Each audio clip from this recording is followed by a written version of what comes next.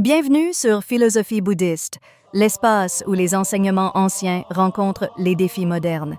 Ici, nous explorons la sagesse du Bouddha pour cultiver la paix intérieure, la compassion et l'épanouissement.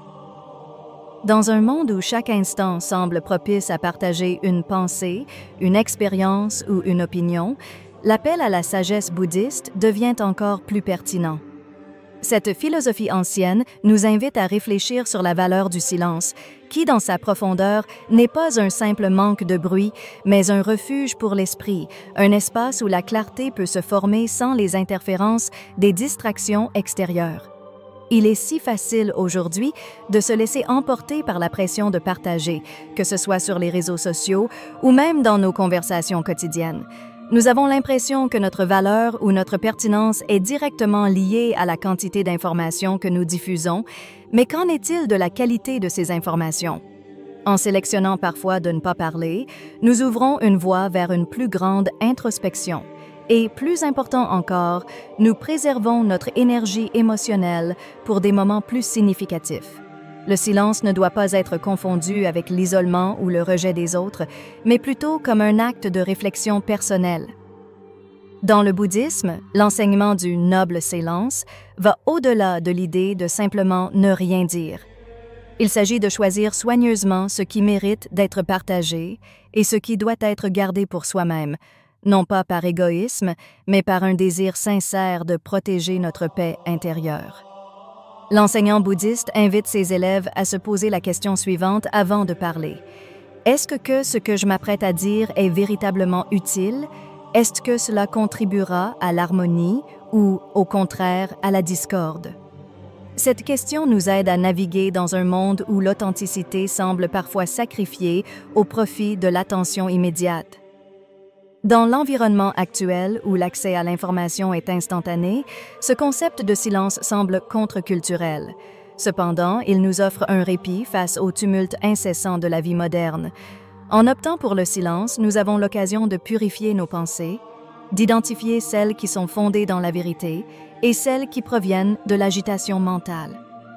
Chaque fois que nous choisissons de garder nos pensées pour nous, nous nous rapprochons d'une meilleure compréhension de nous-mêmes, loin de l'influence extérieure.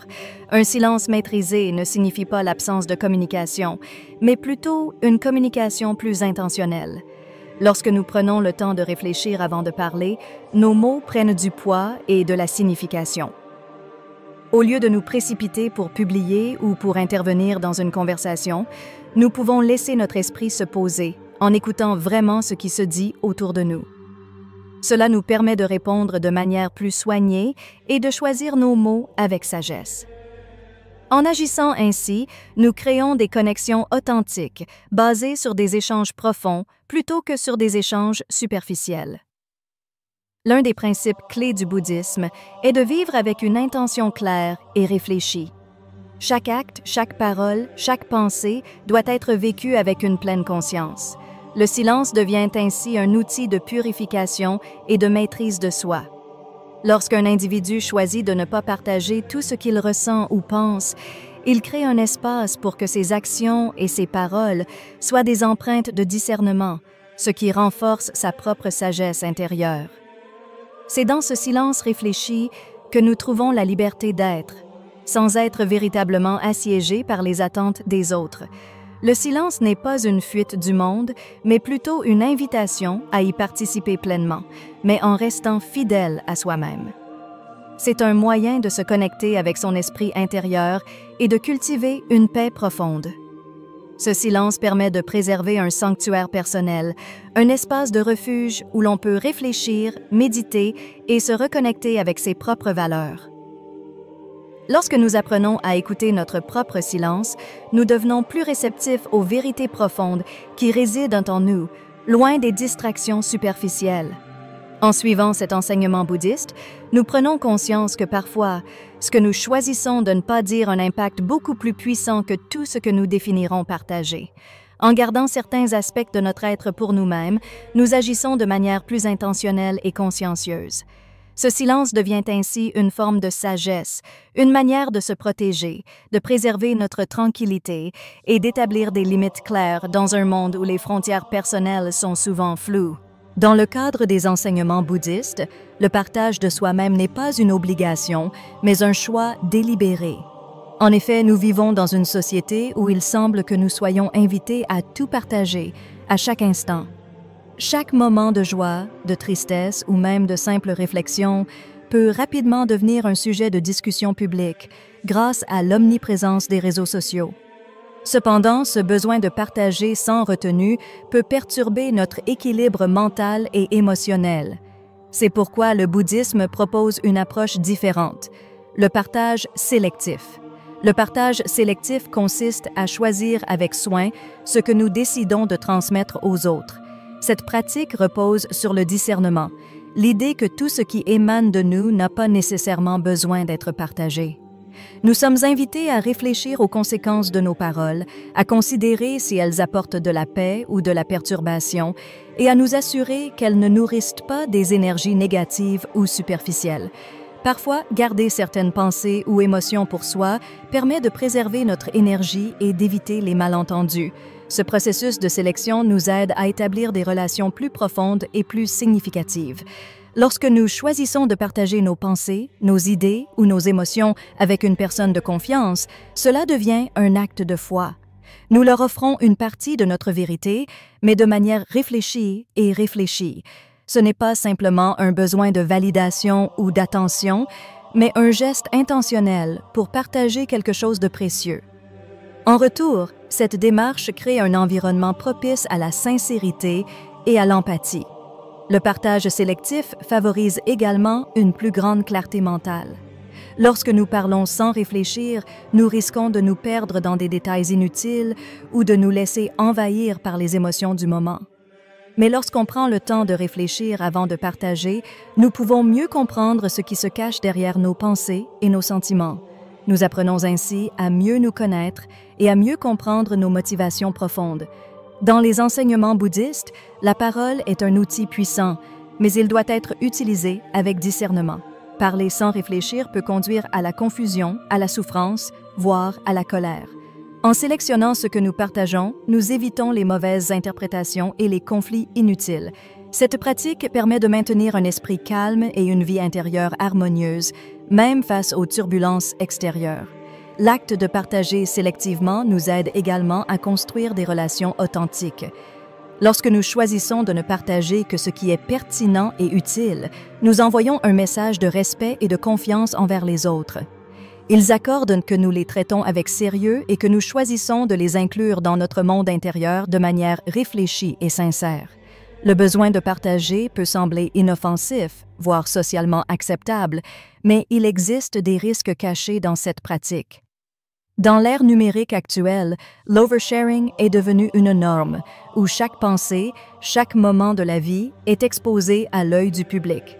Pourtant, dans le bouddhisme, cette exposition excessive est perçue comme une source de perturbation et de souffrance. Partager trop d'informations peut nous priver de notre tranquillité d'esprit et rendre nos interactions superficielles. Lorsque nous partageons trop de nos pensées, émotions ou expériences, nous exposons notre vie à des jugements externes. Ces jugements peuvent affecter notre bien-être émotionnel et notre réputation, surtout lorsque nos paroles sont mal interprétées. Dans le contexte des réseaux sociaux, un commentaire ou une publication peut rapidement prendre des proportions inattendues, créant un chaos inutile autour de nous. L'oversharing nous empêche également de cultiver l'intimité dans nos relations. Lorsque nous divulguons trop de détails personnels à tout le monde, nous réduisons la valeur de ce que nous partageons. Ce qui devrait être un acte sacré de confiance devient une simple marchandise, facilement accessible et souvent consommée de manière superficielle. En sélectionnant de ne pas partager toutes nos pensées et expériences, nous préservons leur signification et leur importance. De plus, l'oversharing peut entraîner des conflits inutiles. Nos paroles, surtout lorsqu'elles sont émises sans réflexion, peuvent être mal interprétées ou utilisées contre nous. Dans un monde où l'information circule à une vitesse vertigineuse, ce qui est partagé aujourd'hui peut être retrouvé demain et réutilisé à des fins qui échappent à notre contrôle. L'effet de la parole, une fois émise, peut être irréversible. Le bouddhisme nous enseigne à être conscients de l'impact de nos mots avant de les prononcer. La maîtrise de soi dans la parole permet d'éviter des conséquences inattendues. Enfin, l'oversharing peut créer une charge émotionnelle inutile. Lorsque nous partageons trop de nos expériences personnelles, nous risquons de perdre le contrôle sur notre propre récit. Ce qui devrait être une expérience intérieure devient une performance extérieure, influencée par les attentes des autres. Ce processus peut nous éloigner de notre véritable essence, nous distraire de notre chemin spirituel et intérieur. La méditation est au cœur de la philosophie bouddhiste et offre un moyen puissant de cultiver la paix intérieure. Elle permet de calmer l'esprit, de restaurer l'équilibre émotionnel et de renforcer notre capacité à faire face aux défis de la vie avec sérénité.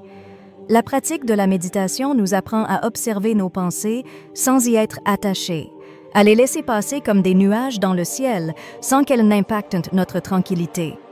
La pleine conscience, ou mindfulness, est également un aspect clé du bouddhisme.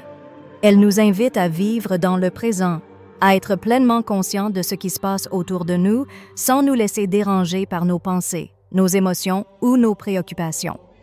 La pleine conscience permet de créer une distance entre nos expériences et notre réaction à celles-ci. Elle nous aide à ne pas nous laisser emporter par des émotions négatives, telles que la colère, la tristesse ou l'anxiété. La pratique régulière de la méditation et de la pleine conscience nous offre un refuge face aux turbulences extérieures. Elle nous aide à prendre du recul et à observer la situation avec clarté, à mieux comprendre nos motivations et à répondre de manière plus réfléchie. C'est grâce à ces pratiques que nous pouvons maintenir une stabilité émotionnelle, même dans les moments de stress. Ces pratiques bouddhistes nous offrent des outils puissants pour mieux naviguer dans le monde moderne. En prenant soin de ce que nous partageons, en cultivant le silence, en méditant régulièrement et en pratiquant la pleine conscience, nous pouvons préserver notre paix intérieure et renforcer nos relations. Prenez un moment chaque jour pour vous reconnecter avec vous-même, pour pratiquer le silence, la méditation et la pleine conscience. Ce faisant, vous trouverez une tranquillité et une sagesse que le monde extérieur ne peut pas perturber. N'oubliez pas, chaque petit pas vers la paix intérieure est un pas vers une vie plus sereine et plus consciencieuse. Commencez dès aujourd'hui à appliquer ces principes dans votre vie quotidienne. Dans un monde où l'ouverture émotionnelle est parfois perçue comme une force, le bouddhisme nous invite à considérer un autre point de vue. Les vulnérabilités personnelles, qui incluent nos peurs, nos doutes et nos faiblesses, sont des aspects profondément humains. Cependant, partager ces vulnérabilités avec tout le monde, sans discernement, peut s'avérer dangereux. Le bouddhisme nous enseigne que les vulnérabilités ne doivent pas être distribuées comme un bien public, mais gardées précieusement dans un espace sûr, là où elles peuvent être comprises, guéries et respectées. En faisant cela, nous préservons des jugements externes et des attentes d'autrui, et nous évitons l'exploitation de nos faiblesses émotionnelles. Les enseignements bouddhistes sur la vulnérabilité ne visent pas à encourager l'isolement émotionnel ou à construire des murs autour de soi. Au contraire, il s'agit de reconnaître que nous avons le droit de choisir ce que nous voulons partager et avec qui. Ce discernement fait partie du processus d'éveil qui nous permet de comprendre la nature transitoire de nos émotions et de ne pas nous attacher à elles de manière excessive. Cela ne signifie pas que nous devons ignorer ou refouler nos sentiments, mais plutôt que nous devons apprendre à les observer, à les comprendre et à les libérer sans nécessairement les projeter sur les autres. Il est essentiel de créer un espace intérieur où nous pouvons nous engager dans l'introspection et la guérison sans l'interférence de l'opinion publique. Une autre dimension importante de cette gestion des vulnérabilités est l'établissement de limites claires. Il ne s'agit pas seulement de savoir ce qu'on choisit de partager, mais aussi de reconnaître les situations et les personnes qui peuvent en profiter de manière négative. Le bouddhisme nous enseigne à maintenir une vigilance constante sur nos interactions avec les autres en nous demandant si elles sont bénéfiques ou nuisibles à notre paix intérieure. En établissant des frontières saines, nous nous efforçons que nos vulnérabilités ne deviennent pas des sources d'exploitation, mais des occasions de véritable connexion avec ceux qui sont dignes de confiance. Parfois, les vulnérabilités sont partagées dans l'espoir de créer une connexion profonde, mais sans une prise de décision réfléchie, elles peuvent entraîner des malentendus, des jugements et des ruptures dans nos relations. Pour renforcer cette gestion des vulnérabilités, il est également nécessaire de se rappeler que la pleine conscience peut jouer un rôle clé dans l'évaluation de ce que nous ressentons. Loin de se précipiter pour exprimer chaque émotion, la pleine conscience nous apprend à les observer avec une distance, à les comprendre dans leur contexte et à décider si elles doivent être partagées ou non. Cela nous aide à garder notre énergie émotionnelle intacte, nous permettant de répondre aux défis de la vie avec plus de calme et de discernement. Par cette pratique, nous apprenons à faire la différence entre ce qui mérite d'être partagé et ce qui doit être conservé pour nous-mêmes. Cette approche nous protège non seulement de l'exploitation, mais aussi de l'épuisement émotionnel. La gestion des vulnérabilités personnelles ne doit pas être vue comme une forme d'égoïsme ou de fermeture, mais plutôt comme un acte de respect envers soi-même et envers les autres. En apprenant à préserver certaines parties de nous-mêmes, nous offrons un espace pour la croissance personnelle et le développement spirituel. Nous découvrons également que certaines blessures ne doivent pas être exposées au grand jour, mais peuvent être guéries en silence, à travers des pratiques introspectives comme la méditation et l'introspection. Le bouddhisme nous enseigne que dans le silence, les vulnérabilités peuvent être accueillies, comprises et libérées sans les projeter sur ceux qui ne sont pas préparés à les recevoir. En fin de compte, gérer nos vulnérabilités de manière consciencieuse nous aidant à éviter la souffrance inutile provoquée par le partage prématuré ou inapproprié de nos émotions. Nous apprenons à établir des relations plus saines, plus profondes et plus équilibrées, dans lesquelles la confiance et la compassion sont au cœur de l'échange.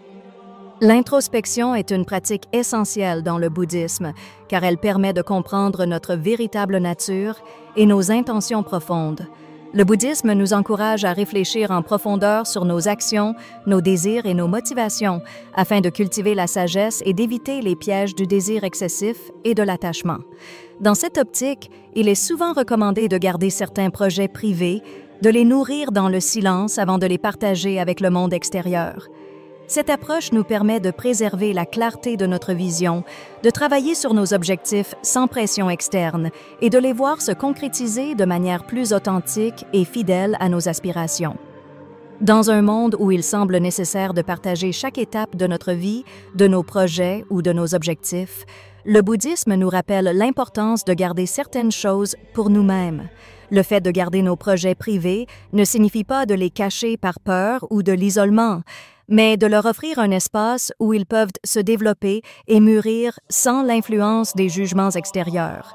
Il est essentiel de ne pas se laisser emporter par la validation ou l'opinion des autres, surtout au début d'un projet, lorsque sa nature est encore fragile et en gestation.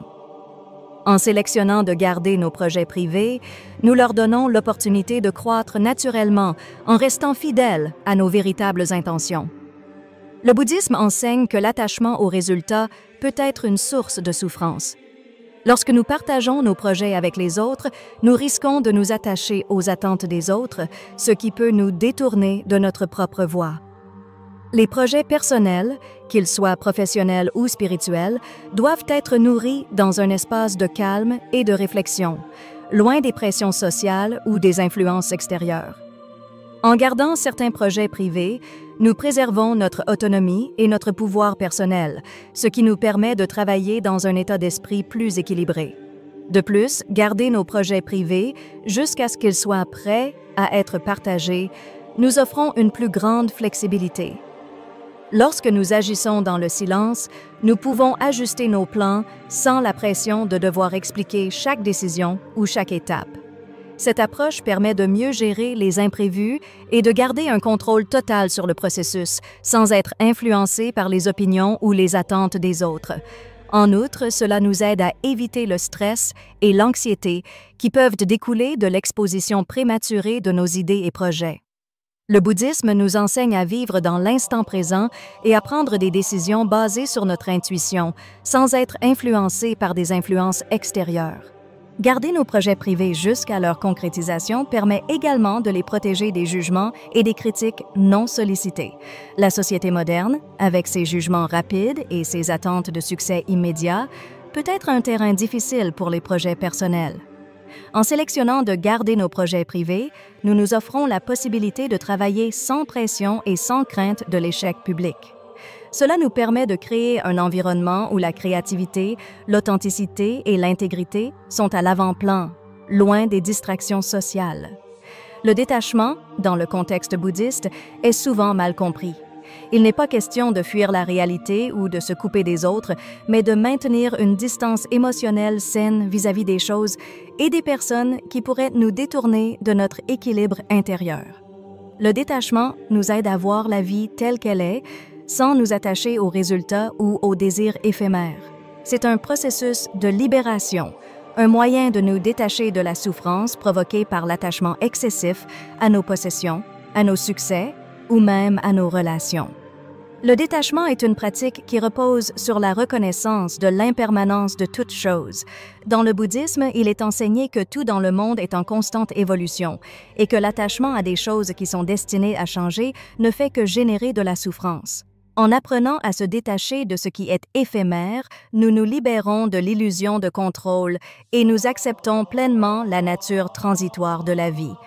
Ce détachement ne signifie pas une indifférence ou un manque de compassion, mais une capacité à naviguer les hauts et les bas de la vie avec sérénité et sagesse. En pratique, le détachement nous permet de prendre du recul par rapport aux événements de notre vie, en ne les voyant pas comme des sources de joie ou de tristesse permanente.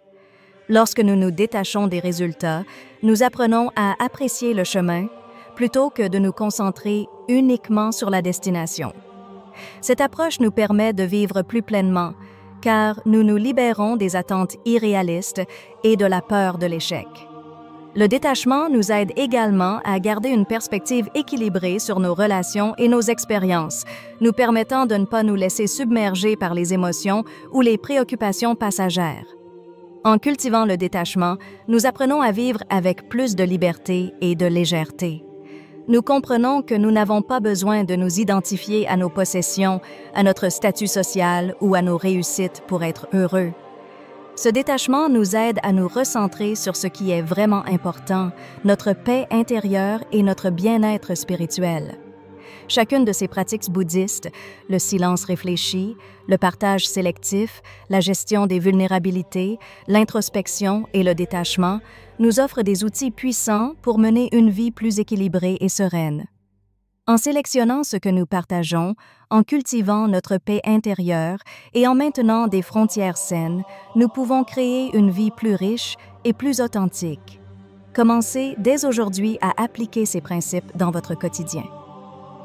Prenez le temps de réfléchir avant de parler, de protéger votre paix intérieure et d'agir avec plus de discernement.